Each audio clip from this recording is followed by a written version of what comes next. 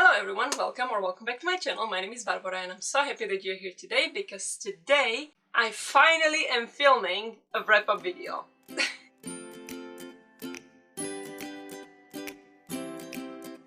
Today we are going to be talking about the books that I read in October.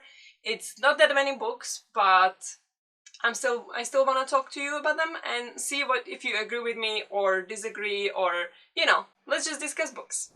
First book I finished in the month of October was The Phoenix Keeper by S.A. McLean, which is a cozy fantasy for adults, I would say, set in a magical zoo. So this is a world where there are lots of magical creatures such as phoenixes, dragons, kelpies, I don't know, all different kinds of creatures. And we follow our main character Ayla, who is a zookeeper, and she's taking care of different kinds of birds. One of them is a phoenix, which is critically endangered species. We basically follow Ayla on her journey of helping the phoenixes, trying to save them so they don't go extinct, and her relationships with other zookeepers, and it was a lot of fun. I listened to this on audiobook. The audiobook was pretty good.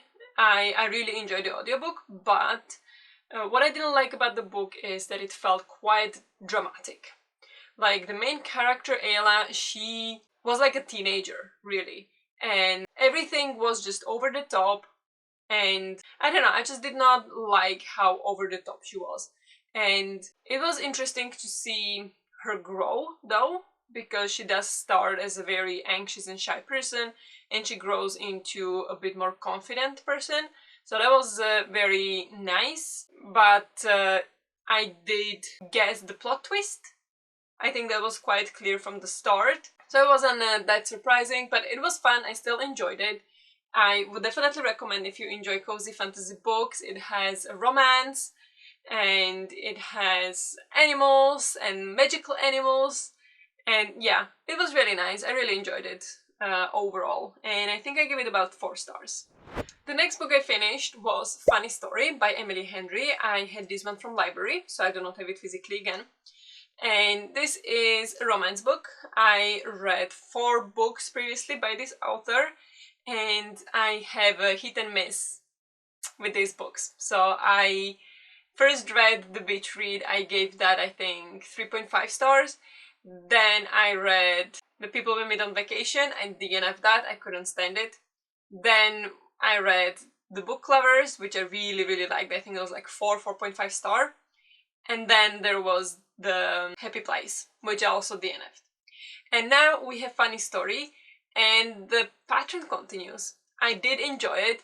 I listened to most of it on audiobook as well, even though I had it from a library, but I had to return it really quickly, and it kind of creeped up on me, so I had to listen to it to help me to finish the book before I had to, or like in time. And here we follow our main character, whose fiance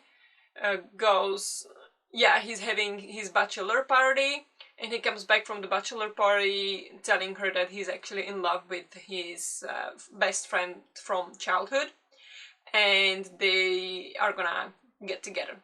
So he leaves her. She has to move out because it is his apartment that they live in. So she has to move out, and who does she move into? Like, as a roommate to the fiance's new girlfriend, best friend from childhood, ex-boyfriend. I don't think they were engaged. So she moves in with this guy, so they both are basically in the same situation. They get left by these people who now are together. And we follow the story of how they kind of become friends and how they start hanging out. She works in the library, so she hosts these story hours for children, and she loves her job, and she's organizing this kind of readathon at the end of the summer that she wants to stay in the town until then because she's organizing it, and then she's like, she can maybe move away, she can maybe go live with her mom for a while, and just get out of the town because she has like no connections to the town other than her ex-fiance. and now this new roommate kind of is like, but you know, this place is actually really cool, I'm gonna show you around. And yeah, you know, one thing leads to another, and I thought it was really nice. As in a story, it was not anything special. I didn't feel like. I think it was good, but I did tear up a few times because it turns out that some of these characters had some childhood issues or childhood traumas that were very relatable to how I felt, and some of these things were things that affected them in adulthood, just like me. So I felt called out, I felt seen, and yeah, it was just some of the scenes, some of the conversations were really deep and really worked for me, so I actually cried twice. But overall, it was not like amazing book, I think. So even despite that. So I think this one is like 3.5 star. I enjoyed it. Alright. Next book I finished in November was Evocation by S.T. Gibson. This was also for Earlium, but I bought the scroll to prolong it because I didn't manage to finish it in September.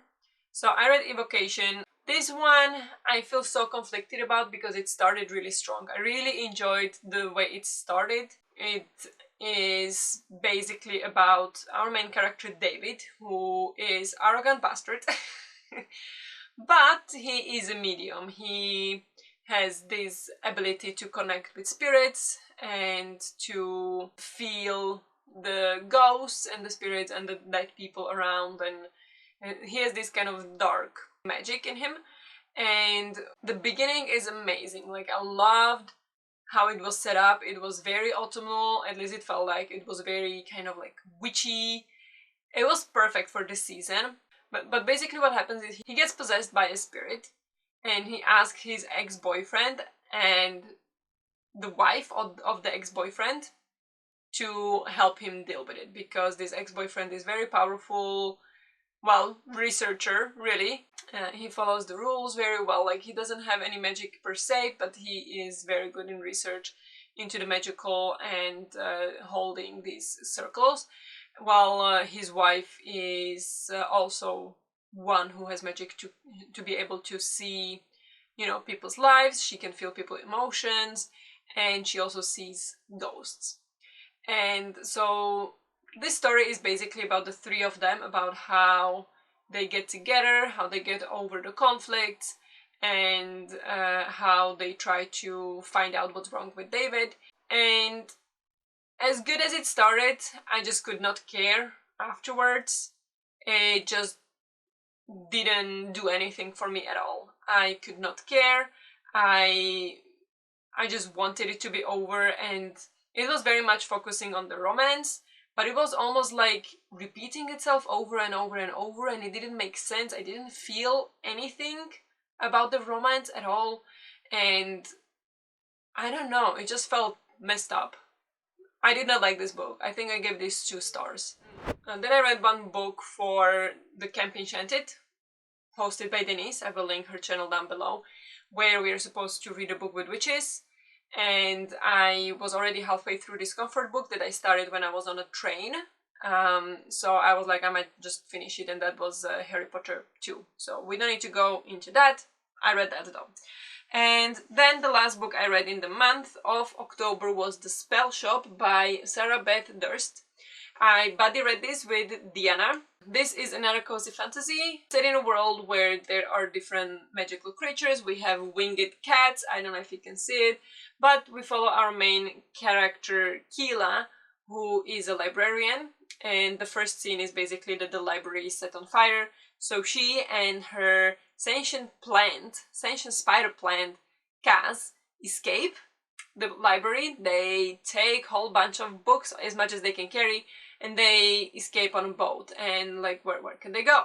And turns out they can go to an island where she was born, where she grew up. But when she was a kid, her parents left the island to go to the city. And so she now goes back to that island to try to survive, and we follow her from there. She goes into the cottage where she grew up, and she has the company of the spider plant. There is another sentient plant that we meet that is the cutest character in the entire book, and I could not get enough. We have some romance with the local hunk. And yeah, it was nice. I did enjoy it, but it was very flat. I don't know, it just felt like nothing properly happened.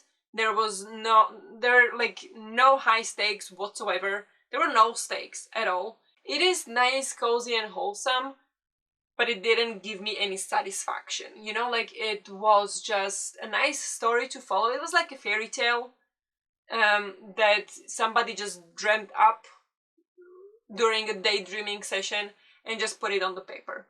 And everything works perfectly, and yeah, I just did not really care for it. But it was a nice story. So I gave it 3 stars, because compared to Evocation it was a lot better, and Evocation got 2 stars. So this got 3 stars.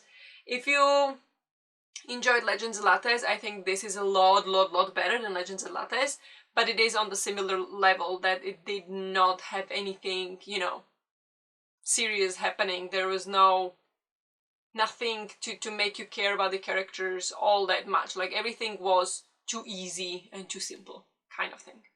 So that's that. That is all the books I read in October. It's not much compared to how much I did say in the TBR video, how much I wanted to read, but that's just how it is, you know, some months are just not that fruitful when it comes to reading, but that's okay. Let me know if you read any of these books and what you thought about them. If you disagree with me on some points, or if I forgot to mention something, please leave it down in the comments.